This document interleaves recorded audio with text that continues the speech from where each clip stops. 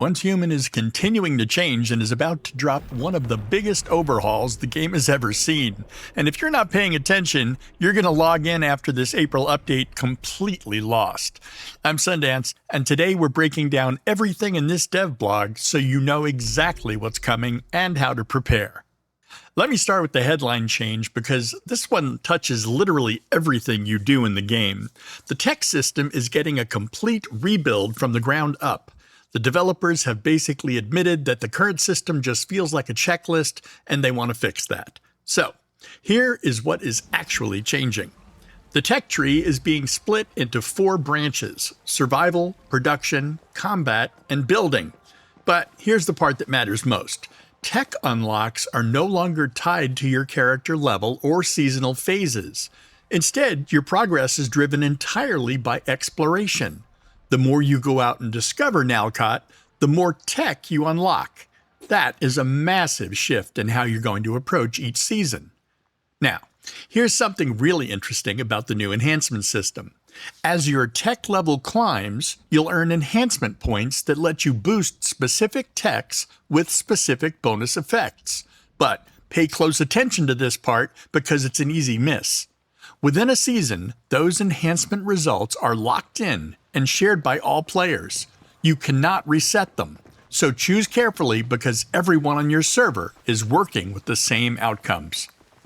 The specialization system is being completely removed, gone, bye-bye, but before you panic, those abilities aren't disappearing, they're just being redistributed.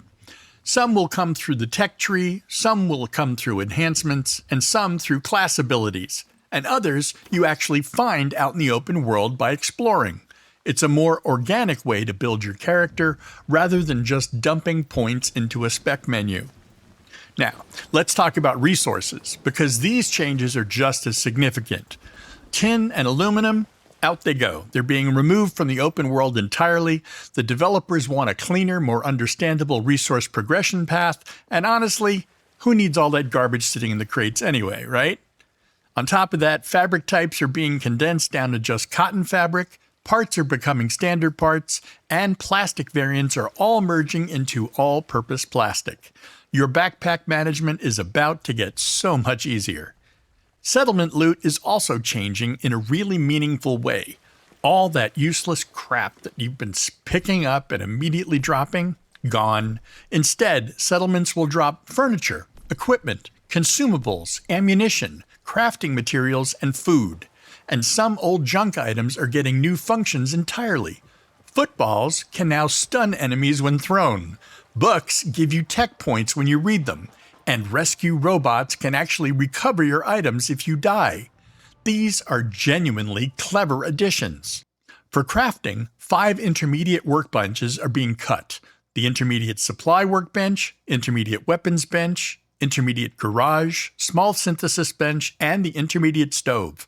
Their recipes are rolling up into the advanced versions, and those advanced facilities are being unlocked earlier in the tech tree. This means you get full crafting power sooner, so you can spend more time actually playing the game. Weapon and armor crafting is also being streamlined. You no longer need to pre-craft components before assembling your gear. You go straight from raw materials to finished product. Assault rifles, submachine guns, light machine guns, all moving to the medium caliber ammo as a unified standard. Less ammo variety to manage, more time to actually shoot things. Vehicles are getting a glow up too. The new system requires you to actually explore to find parts and blueprints scattered around abandoned vehicles and settlements.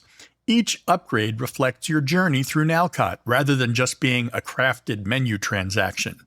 Basic vehicles remain unchanged, but accessory upgrades are getting reworked. On the character side, default load is being set to 100, and body types are getting more distinct differences. Overweight builds gain extra carrying capacity, but lose some movement speed, while underweight characters move faster but carry less. Real trade-offs that actually matter now. One last thing worth highlighting, equipment can now be worn regardless of character level, which is massive for new players trying to catch up. And when this update drops officially, any old items in your inventory will be automatically flagged with a conversion option so you can swap them for the new equivalents at any time, with no deadline. This April update is reshaping Once Human in ways we haven't seen before. Tech, resources, crafting, vehicles, character builds, all of it touched in a single patch. If you want to stay ahead of those changes and be ready to hit the ground running the day this drops, subscribe to Sundance Survives and hit that bell. Share your thoughts on which of these changes excites you the most down in the comments, and I'll see you in Nalcott.